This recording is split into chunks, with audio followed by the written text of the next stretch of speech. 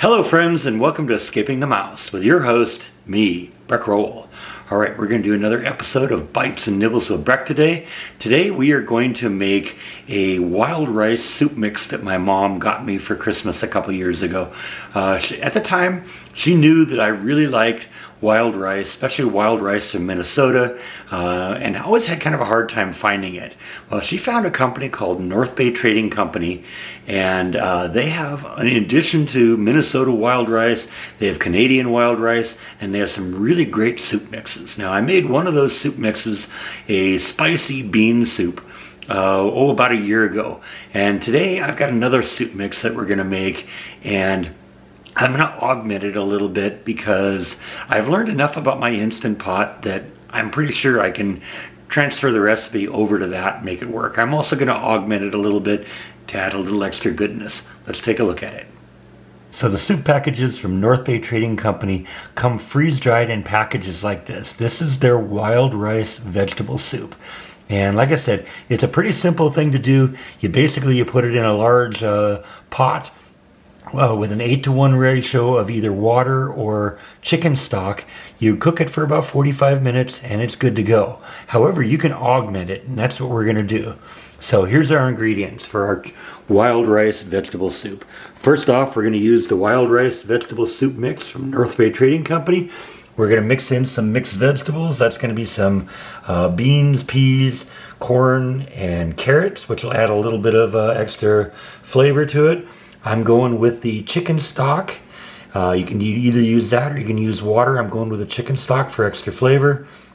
I've actually got some chicken breasts that we're going to chop up into little bits and pieces, and we're going to augment the flavor a little bit with salt and pepper. Let's get going. This is going to be great. Now the first thing I'm going to do, I'm not going to show on camera, I'm going to chop up my chicken breasts into little pieces so that that's ready to go. You know what that looks like. If not, I'm sure you can Google it. We'll catch up with you in a few minutes. Alright, so I got my chicken all chopped up into little bite-sized bits, and I've mixed together a couple tablespoons of coarse sea salt and some coarsely chopped black pepper. And I'm just going to kind of mix that all in there. And we're going to stir it all together, and we're going to throw this into the Instant Pot in saute mode, and we're going to roast our chicken a little bit. Alright, so I got it in there, and I kind of stirred it all together. It's hard to do that with and hold a camera because you kind of need 3 hands, and for some reason I'm lacking in that department. So what I'm going to do now is I'm going to put a little bit of olive oil into my Instant Pot. I'm going to put it in saute mode, and we're going to brown the chicken. Alright, let's put our chicken in here and get it going.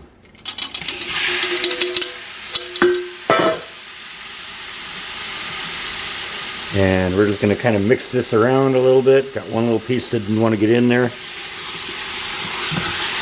And until it's all kind of a grayish color. I'll just see what that looks like in a couple minutes. Alright, our chicken is about ready to go. Next thing I'm going to do is I'm going to just, we're going to turn off the saute mode. Kind of keep everything moving here a little bit. And I'm going to have to kind of play this by ear.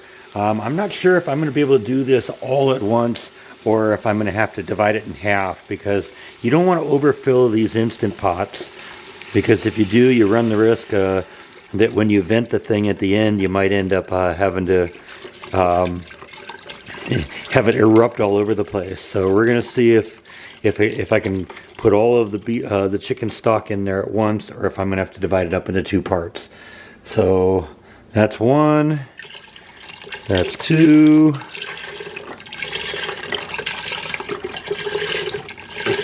I think we're going to be all right.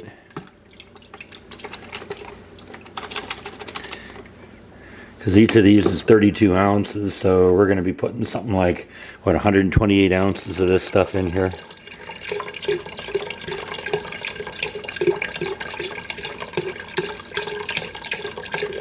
Yeah, I think we're going to be all right on this here.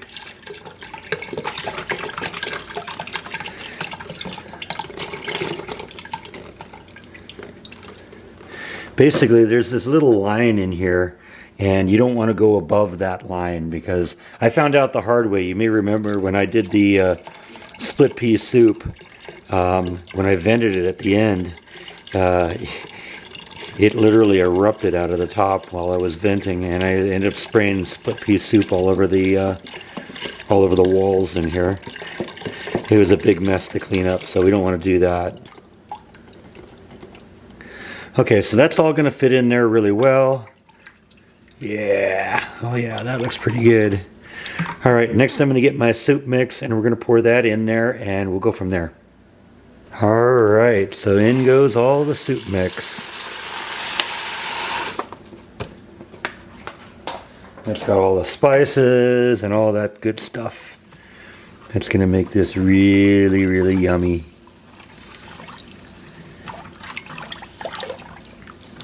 Now, if you're doing this using just a regular pot, they say bring it up to a boil and let it simmer for about 45 minutes. I've kind of looked up the ingredient chart in the little handy dandy guide that comes with the Instant Pot, and it says the thing that's going to need the most cooking under pressure is some of the beans in there, and they recommend between 20 and 30 minutes. So we're going to cook it for about 25 minutes at high pressure, and we'll see how that turns out. Now, I'm not putting the veggies in yet because at that high pressure for that long of a time, it'll basically just turn the veggies into paste. So what I'm going to do is I'm going to cook it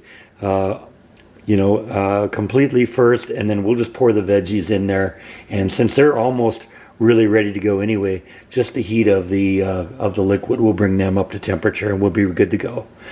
So I'm going to put the lid on. We're going to cook under pressure for, like I said, about 25 minutes at high pressure. I'll catch up with you in about 25 minutes. All right, timer just ended. 25 minutes are up. We're going to vent.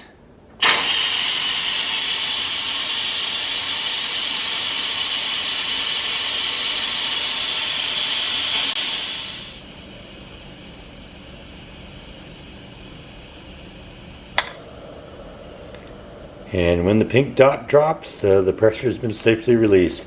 Now, it's very interesting. It took about 3 minutes to do it, and in the time, it raised the humidity level in the house 4%. So we're going to very carefully release the lid. As always, kind of be careful of the condensation under there. I always kind of make it a point to let it, drip back into the pot when you're running it, because otherwise you're going to get condensation all over the place. That looks pretty good, though, doesn't it? I'm going to get in there with a spoon and stir that around a little bit and see what it looks like. Oh yeah, that looks really good. Some good stuff in there. Just fogging up the camera a little bit here. Alright, we're not done with this yet. We got a little bit more to go in here. What I'm going to do is I'm going to put the veggies that I bought. That's the corn, the carrots, the peas, and the green beans. And we're going to put that in there, stir that around. Like I said, I'm just going to let the heat of the soup cook that, because that should be all ready to go and just basically needs to be warmed up. Additionally, throwing in all that cold stuff will kind of drop the temperature a little bit, because this is going to be uneatable for a while because of how hot it is. Now, I was originally thinking I was just going to put peas in there, but I came across this and this looked really good, with all the different stuff in there. And I guess there's some of that already in there, because I'm seeing what they're calling dehydrated carrots and stuff like that. But some of the real stuff I think is going to just add to this. This looks really good. Now, one of the neat things about this is that supposedly you can freeze this, and it freezes really well. So that's why I basically made a full batch of this, because most of this will go in the freezer, and we'll be feeding on this over the next few weeks. Looks pretty good though, doesn't it? Smells really good too. Alright, we're ready for this. Now, I gotta admit, it took a little bit of a taste test just to see how it was. It looks pretty good, it smells pretty good, actually tastes pretty good. I haven't gotten any, I just had kind of the soup broth itself, so I didn't get any of the good stuff inside of it. But I'm looking forward to this. Oh yeah, really good. I got a big chunk of big collection of veggies in this one, so gonna look forward to this too. It's gonna be a little bit hot, but not too hot because the cold veggies kind of cooled it down a little bit. Yeah, really, really good. It's funny, I was talking to my mom on the phone during her weekly telephone call to me, and she asked what I was having for dinner. I told her this, and she says, "Oh yeah, you like that? You want some more for Christmas?" And I said, "Yeah, definitely. I'm not done with the rice yet, but the soup mixes are really good. This one is really good." Now, the last one I had was a spicy bean soup, and it had a little bit of punch to it. This is a little less punch, but it's got good flavor. It's got all sorts of great stuff in it. And the soup itself bills itself as being vegan as it is, but that you can augment it any way you want. And so if you want to go the total vegan way, this has got tons of flavor, all sorts of good stuff. You can avoid the chicken broth if you want and do it just with water. And it's going to be really good that way too. I went with the chicken broth, the chicken stock, I guess technically, and added my own chicken and some of my own veggies. But this is really good. Definitely recommended. Check it out if you want. The company is called northbaytrading.com. You can get that and a lot of other great soup mixes. And like I said, I love Minnesota wild rice, and we were able to get some of that there too. So check them out. But until then, I think that's all that I have for today. So thank you as always for watching, and I'll see you next time on Escaping the Mouse. Bon appetit.